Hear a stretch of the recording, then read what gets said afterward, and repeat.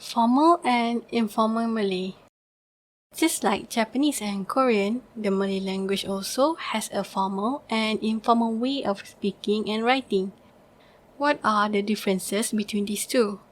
We will look at the structure, usage, and pronunciation. Sentence structure. A complete sentence has a subject and a predicate. What is a subject and a predicate? The subject is who or whom the sentence is about. The predicate is part of the sentence that tells you about the subject. For example, Ali is at the school. Ali is the subject. Is at the school is the predicate.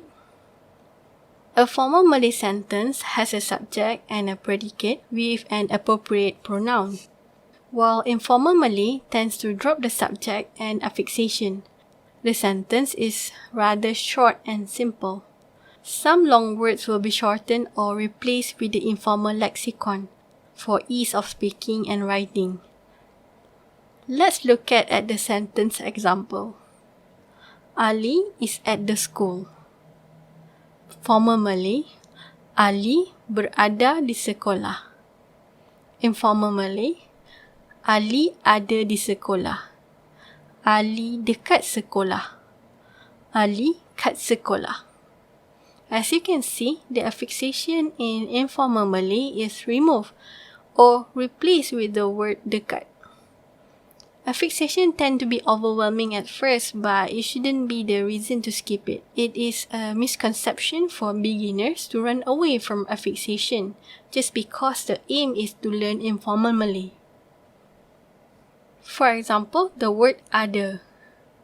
Ada plus affixation can create new words. Ada, berada, keberadaan. Usage.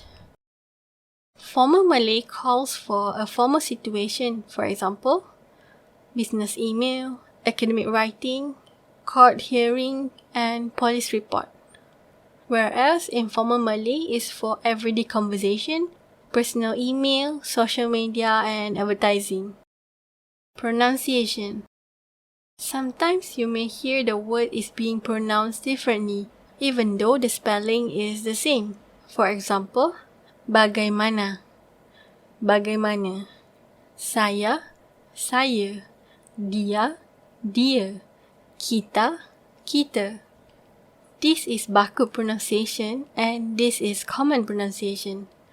What is baku pronunciation? Baku means standard. Baku pronunciation is the standard pronunciation of Malay language. The word is pronounced according to the spelling. To understand why there are baku and common pronunciation, we need to look at the origin of baku pronunciation. It started in 1988, where it was an effort to standardize the Malay language so it can be set as a foundation. It was introduced by the Ministry of Education for the first time to Form 1 students in secondary school. In 1994, baku pronunciation was implemented in primary and secondary school for teaching, learning, and school-related activities. Later, in 2000, the Cabinet decided that baku pronunciation was only meant for teaching and learning Malay. For other subjects and school-related activities, common pronunciation can be used. During the implementation, the baku pronunciation was not widely accepted by the community. The pronunciation was considered strange and did not receive 100% support from the mass media. With the Cabinet decision to have an exception for common pronunciation, here we are today. Hence, it doesn't matter if you are learning baku pronunciation or common pronunciation, since both are acceptable. It's just that you may probably stand out in the crowd by using baku pronunciation, since it's rarely escaped from a classroom situation. Thank you for watching. Do you like this kind of material? Please subscribe, hit the like button, and share.